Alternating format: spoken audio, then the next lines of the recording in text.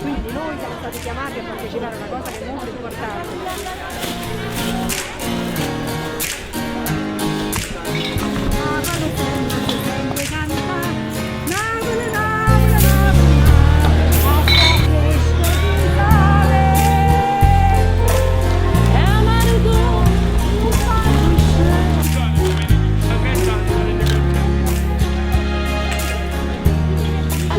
Niente Puzzelli, dietro l'arca, così che Sant'Austino.